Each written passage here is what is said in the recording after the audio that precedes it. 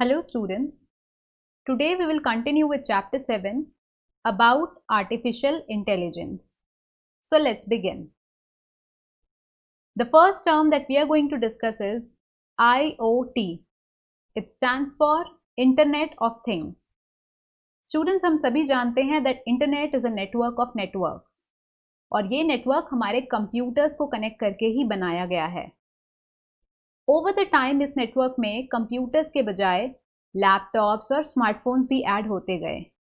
लेकिन अगर हम आज की बात करें तो इस नेटवर्क में और भी बहुत से ऐसे इलेक्ट्रॉनिक डिवाइसेस हैं जो आपस में डेटा शेयर कर रहे हैं और कम्युनिकेट कर रहे हैं.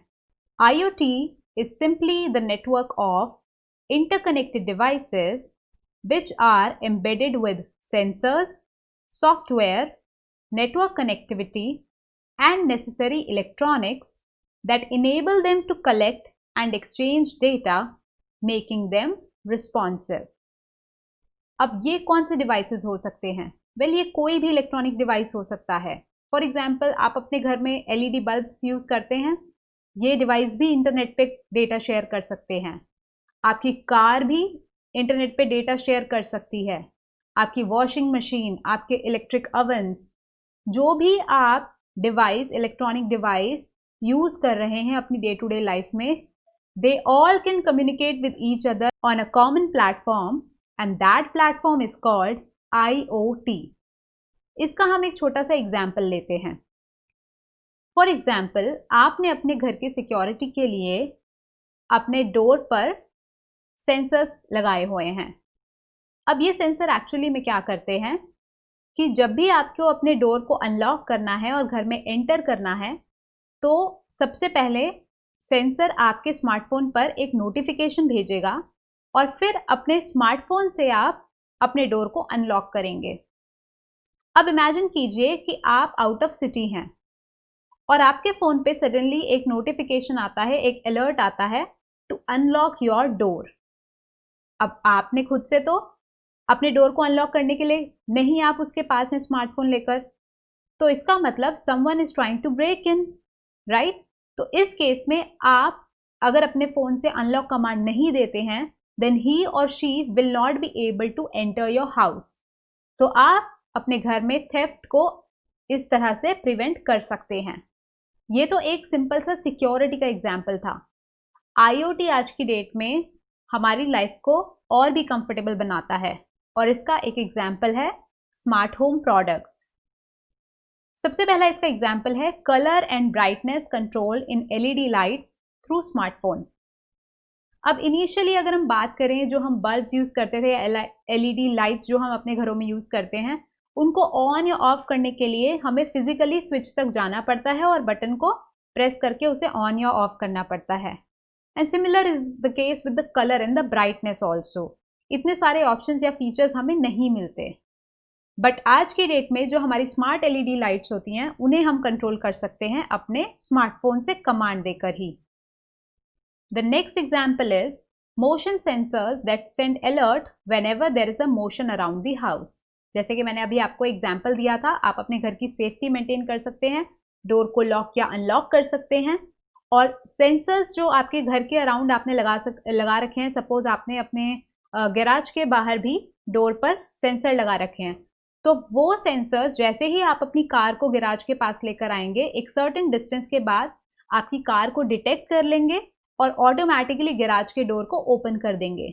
And this they will do only and only for your car, not just for any other car. तो यानी कि वो आपके कार को स्पेसिफिकली यूनिकली आइडेंटिफाई भी कर पा रहे हैं सेंसर्स.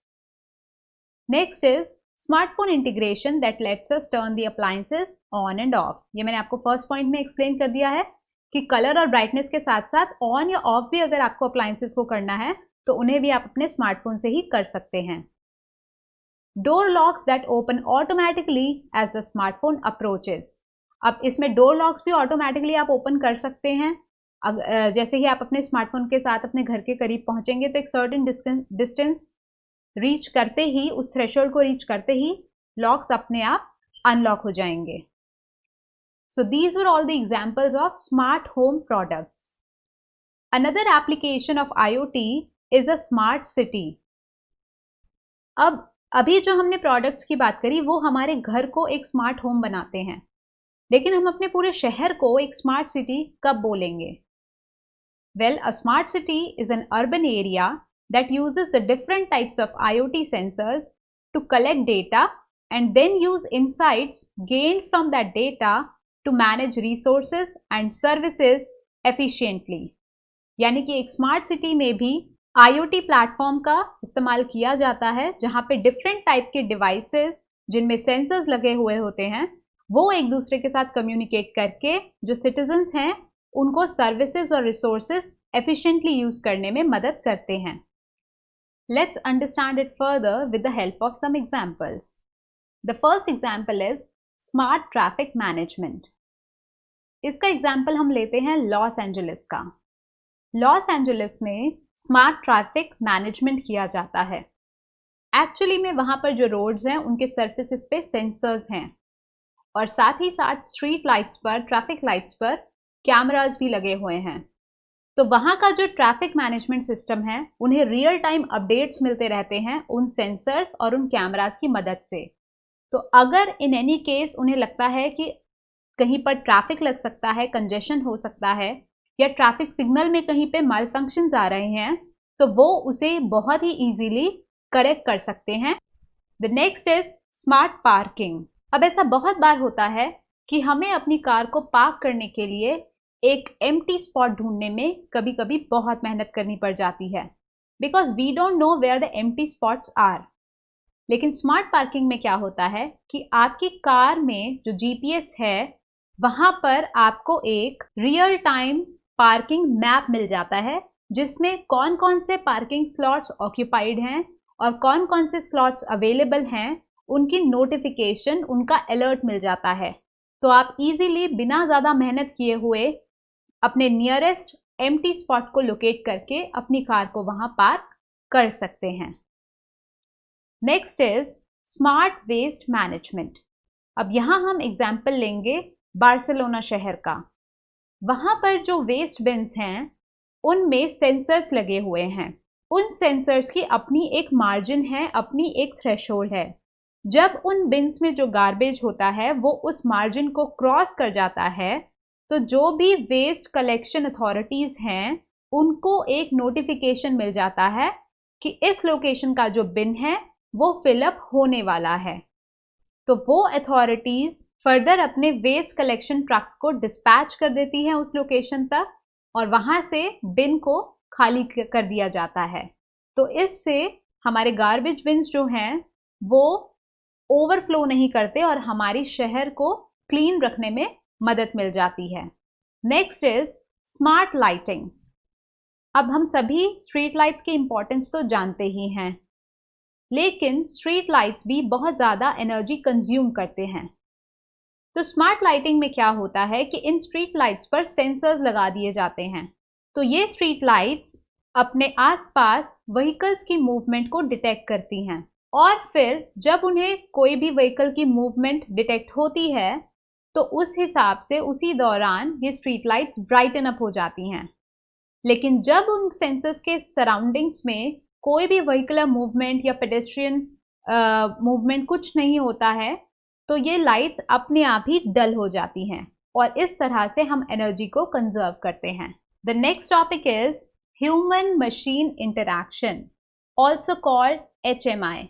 इसे कहीं कहीं पर MMI यानी कि मैन मशीन इंटरफेस और HCI यानी कि ह्यूमन कंप्यूटर इंटरफेस के नाम से भी कहा जाता है। HMI refers to the communication between a human and a machine through a user interface. Basically, हम humans जो कि यूजर हैं और मशीन जो कि कंप्यूटर या फिर कोई भी एक इलेक्ट्रॉनिक डिवाइस है, हम दोनों आपस में कम्युनिकेट किस तरह से कर रहे हैं, वो इंटरफेस क्या है जिसके थ्रू हम मशीन को इनपुट दे रहे हैं और उससे आउटपुट गेन कर रहे हैं, that study is human machine interaction. इसके एग्जाम्पल्स में कोई भी मशीन जिसमें टच डिस्प्ले है, चाहे आपका स्मार्टफोन है, चाहे आपकी वॉशिंग मशीन है, any sort of equipment with a touch display, or a computer with a keyboard or a keypad will also be included in this type of human machine interaction example. The devices can be controlled directly by the user or the system may identify what people want. अब basically human machine interaction को पढ़ने और समझने का सिर्फ एक simple सा logic है कि हम यूजर्स के लिए मशीन्स को यूज करना सिंप्लीफाई कर सकें। अब ये जो भी मशीन है जिस पर आप काम कर रहे हैं वो मशीन यूजर से डायरेक्टली भी इस्तेमाल की जा सकती है, कंट्रोल की जा सकती है, जैसे कि आपने मशीन को टाइप करके, टच करके या वॉइस के थ्रू इनपुट दिया, या फिर जो मशीन है वो अपने आप आइडेंटिफाई करे कि यूजर को क्या फंक्शन परफॉर्म कराना है, क्या आउटपुट चाहिए। इसका एक एग्जाम्पल है chatbot. Chatbot is a short form for chat robot और हम सभी ने चैटबॉट्स को कभी ना कभी तो इस्तेमाल किया ही है। A chatbot is a computer program designed to simulate conversation with human users over the internet. इसका हम एक एग्जाम्पल लेते हैं, जैसे ट्रैवल एजेंसीज होती हैं, उनकी अपनी पर्टिकुलर वेबसाइट्स या एप्लीकेशंस होती हैं। जब भी आप उन वेबसाइट्स पर जाते हैं तो साइट में एक चैट बॉक्स ओपन हो जाता है जहां पर आप अपनी क्वेरीज पुटअप कर सकते हैं और वहां मेंशन क्या होता है that so and so person is currently available to chat with you. और आप वहां पर अगर अपनी क्वेरीज पुटअप करते हैं तो आपको दूसरे एंड से उन क्वेश्चंस के आंसर्स मिलते जाते हैं। तो इससे जो उस ट्रैवल एजेंसी का मेन एक पर्पस है वो ये है कि अपने कस्टमर्स के एक्सपीरियंस को एनहांस करना, इम्प्रूव करना। उन्हें लगना चाहिए कस्टमर्स को कि उन्हें इंडिविजुअल अटेंशन दिया जा रहा है, उनकी नीड्स को केटर किया जा रहा है। तो एक्चुअली में वहाँ पर कोई फिजिकली कोई पर्सन नहीं है, वहाँ पर एक रोबोट है जो आपकी लैंग्वेज में क्वेश्चन समझकर, यानी कि आपकी नेचुरल लैंग्वेज जो आप यूज करते हैं इंग्लिश, उसे समझकर उसी लैंग्वेज में फर्दर आपको आउटपुट दे रहा है। It acts as an assistant that communicates with us through text messages. तो मोस्टली चैटबॉट्स जो होते हैं उन्हें चैट रोबोट इसीलिए कहा जाता है क्योंकि वो टेक्स्ट मैसेजेस के थ्रू कम्युनिकेट करते हैं, वो आपके असिस्टेंट की तरह वर्क करते हैं। Now let us quickly revise all the points that we have discussed in this chapter so far. सबसे पहले हमने डिस्कस किया artificial intelligence, that it is a field of computer science that emphasizes on creation of intelligent machines and those machines that can work and react like human beings and take their own decisions. इसके बाद हमने दो type of artificial intelligence discuss किए, one is ANI and the second one is AGI. Today we discussed IoT, and IoT is simply the network of interconnected devices which are embedded with sensors that helps them to collect and exchange data, making them responsive. After this we discussed the smart city, which is an application of IoT. Smart city is an urban area that uses different types of IoT sensors to collect the data and then use insights gained from that data to manage the assets and resource efficiently. इसके बाद हमने discuss करा HMI, which refers to the communication between a human and a machine through a user interface. And the main reason behind the study of human and machine interaction is to make the machine more and more simplified. Lastly, we discussed chatbot, which is a computer program designed to simulate conversation with human users over the internet.